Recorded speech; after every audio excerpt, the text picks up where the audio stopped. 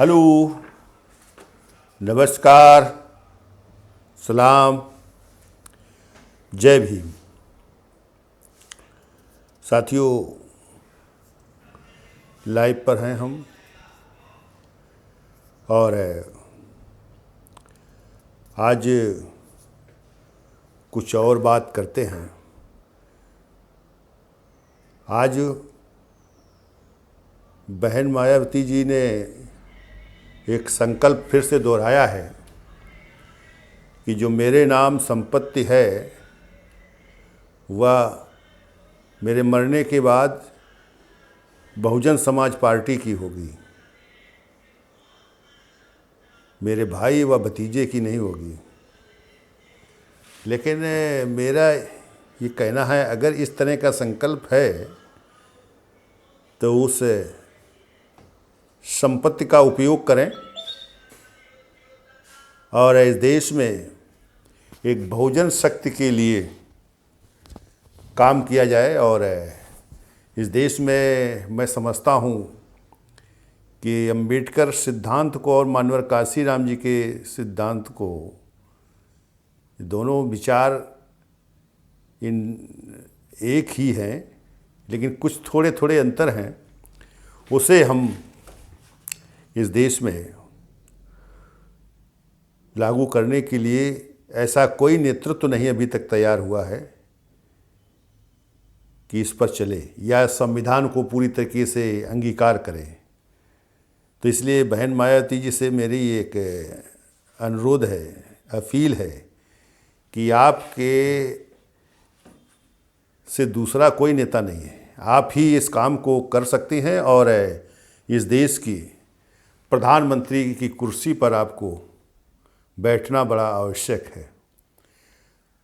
तो हम सब लोग जो इस देश में मिशन के साथी रहे हैं और जो अम्बेडकर सिद्धांतों पर जो विश्वास रखते हैं, जो इस देश में समान सामाजिक व्यवस्था को चाहते हैं, जो बुद्धिज्म को चाहते हैं, जो इस देश में विकृत सामाजिक व्यवस्था का अंत चाहते हैं, वो सभी लोग आपके साथ काम करने के लिए तैयार हैं।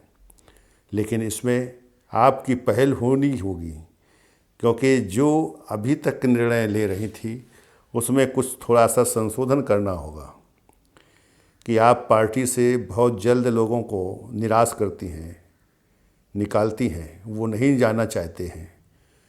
हो सकता है कोई गलती हुई हो, आपकी नज़र में आई हो, लेकिन उस गलती को सुधारने का समय देना चाहिए, उसे समझाना चाहिए। आप बड़ी लीडर हैं, आपको पूरे देश के बहुजन समाज के लोग स्वीकार करते हैं और इसलिए जो है आप डांट भी सकती हैं, समझा सकती हैं, लेकिन उसको निकाल देना तो इसका मतलब अपनी शक्ति को कमज़ोर करना है। और ये अगर अहंकार पैदा हुआ है तो फिर उस अहंकार के बदौलत इस देश की जो स्वप्न जो साकार होने का था वो स्वप्न साकार नहीं होगा और आप भी उस जगह पर या उस स्थान पर नहीं पहुंच पाएंगे। ये पहुंचने के लिए आपको भी उसी संकल्प के साथ चलना होगा जिस संकल्प के साथ माननीय कांशीराम साहब चले थे और आप भी उसकी सहयोगी बनी थी और हम सभी लोग सहयोगी बने थे। तो इसलिए उस दिशा में जो काम कर रहे थे, आज भी उस दिशा में काम किया जा रहा है। तमाम बदलाव हुए हैं। अब वामसेप जो है किसी और के अधीनस्थ हो गया है, लेकिन वहाँ से भी आपके लिए आवाज़ आती है। तो मैं ये अपील करता हूँ कि आप इस पर अमल करें और अगर हम लोगों की ज़रूरत है तो पूरी तरीके से तैयार हैं उस लक्ष्य को पूरा कराने के लिए जिसकी इस देश को ज़रूरत है और हम सबको ज़रूरत है, आपको भी, क्योंकि आज 5000 साल से हम लोग जो गुलामी के जंजीरों में जकड़े हुए हैं, उसे रास्ता तो मिला है मुक्ति का, लेकिन रास्ता वो लागू नहीं हो पाया है। तो उसे लागू आपको करना है। मैं अपनी बात को आगे बढ़ाता हूँ। साथियों, राष्ट्रीय भागीदारी आंदोलन, ये आंदोलन इस देश के वो तमाम लोगों को जो वंचित किया गया है उनके लिए काम कर रहा है और वो एक साफ सी दिशा है। अगर इस देश के इन वंचित लोगों के समझ में आ जाए कि देश में हम जल्दी से विश्वास करते हैं उन लोगों पर जो हमारा दमन करते चले आए हैं या दमन कर रहे हैं और या दमन करने की वो तैयारी बनाते हैं, या झूठ बोलने का जो सिलसिला चल रहा है वो आपको अधिकार से जोड़ने की बात कर रहे हैं, लेकिन अधिकार से नहीं जुड़ रहे हैं। जैसे आज हमने अखिलेश जी का एक यूट्यूब पर सुन रहे थे कि कुरैशी समाज के लोगों को सबसे अधिक हमारी सरकार में जेल हमने भेजा था और उनके तमाम चमड़े के कारोबारों को बंद किया, ये स्वीकार कर रहे हैं। तो ये इस देश के क्या मुसलमानों के हितैषी हैं? कोई भी किसी जाति और धर्म के अगर आधार पर किसी का हितैषी बनना चाहता है तो मान लीजिए कि केवल वो उसका विरोधी है, केवल उसके वोट लेने के लिए और उस शक्ति पर पहुंचने के लिए वो काम कर रहा है। जैसे अखिलेश सिंह ने जो दलितों के साथ काम किया उसको भुलाया नहीं जा सकता है कि वो जो रिवर्टेशन वाला काम इन्होंने किया था जो दूसरे सरकारों ने नहीं किया और शायद उस करना भी नहीं चाहती थी, क्योंकि वो देर सवेर उसको रोकने का काम जो देश में उसने भी जो है अधिकार चाहे अपने स्वार्थ में देना स्वीकार किया हो या वो दिया कि सबसे पहले कांग्रेस ने कभी ऐसा दिन नहीं लाया।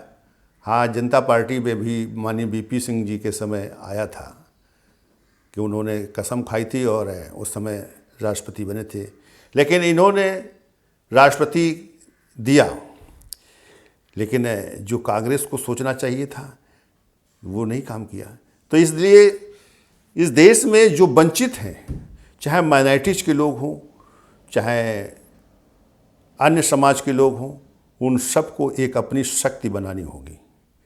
वो प्रतिनिधित्व के आधार पर बनाकर हमें एक साथ मिलकर उन समस्याओं के लिए संघर्ष करना होगा जो समस्याओं के लिए बार बार बात उठाकर सत्ता में पहुंचते हैं और उन समस्याओं को फिर से बनाए रखते हैं। वो है जैसे काम है, जो नौकरी की बात करते हैं तो सबको नौकरी, न्यूनतम वेतन 15,000 रुपया मासिक मिलना चाहिए। दूसरी बात, उसमें जिसे काम ना दे पाए तो उसे 1 लाख से 15 लाख तक बिना ब्याज के उसकी आवश्यकता अनुसार उसके संसाधन के रूप में धन मुहैया कराया जाए। दूसरा पेंशन का सवाल है, उसको मानक 10,000 रुपये का है तो 10,000 रुपया उसे वृद्ध विकलांग विधवा को पेंशन मिलनी चाहिए। उसमें प्रधान, बीडीसी, डीडीसी को भी शामिल करना चाहिए। इस तरह का हमें मुद्दे लेके चलना चाहिए जो सबके लिए बने।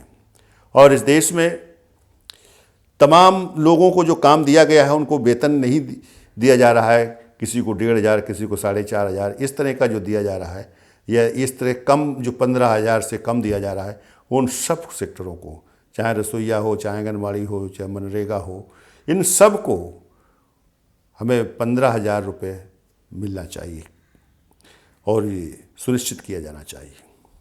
तो इसलिए इन तमाम मुद्दों के लिए हमें संघर्ष करना होगा कि जो आवश्यक है, जो दिया जाना चाहिए, जो नहीं दिया जा रहा है, तो उसके लिए आओ हम सब मिलकर राष्ट्रीय भागीदारी आंदोलन के तहत संघर्ष करें। फिर वो पार्टियां अपने आप मुद्दे बनाएंगे। जैसे अब शुरू कर दिया है, अब कोई भागीदारी मोर्चा की बात करता है, कोई हर व्यक्ति को जो है मुख्यमंत्री बनाने की बात करता है। तो इस तरह के जो नाटक एक खेलना शुरू कर दिए हैं, जब आप ये बात उठाओगे तो यही बात साकार हो जाएगी। इस बात को करना पड़ेगा। जो सुरक्षा की मामला है कि लोगों को आतंकी बनाते हैं, नक्सली बनाते हैं, फिर जांच के दौरान 10 साल बाद, 15 साल बाद उसे निर्दोष करार कर छोड़ देते हैं, तो उसमें 50 लाख का मुआवजा। और दूसरी बात है, इस तरह के अधिकारियों के खिलाफ कार्रवाई होनी चाहिए। इस तरह का काम अगर है, अगर तो फिर हमें आपको मिलकर संघर्ष करना होगा, बड़ी जनशक्ति बनानी होगी। अगर ये सरकारें नहीं करेंगी तो फिर सरकार से जाएंगी, फिर आपकी सरकार बनेगी, आप सरकार बनाने में सक्षम होंगे। तो इसलिए हम सभी लोग मिलकर इस तरह के काम करने चाहिए, जिससे कि ये तमाम पार्टियां जो धोखा देती हैं, दूसरे को फांसीवाद कहते हैं, तो अपने में फांसीवाद छिपाए रखते हैं, और उसी फांसीवाद के कारण तो आज देश में जो आरएसएस या भाजपा जो फैल फूल रही है, जो पूरे देश को कब्जा कर रखी है, तो यही कारण है कि जो सेकुलर मिजाज की पार्टियां अपने को कहती थी, उन्हीं के अंदर फांसीवाद था। उन्होंने इतना भ्रष्टाचार किया है, इतना लोगों से अविश्वास पैदा किया है, लोगों के विरुद्ध खड़े हुए हैं, जो लोग उनसे अलग हो गए, और इस समय वो फांसीवादी ताकत सर पर बोलने लगी।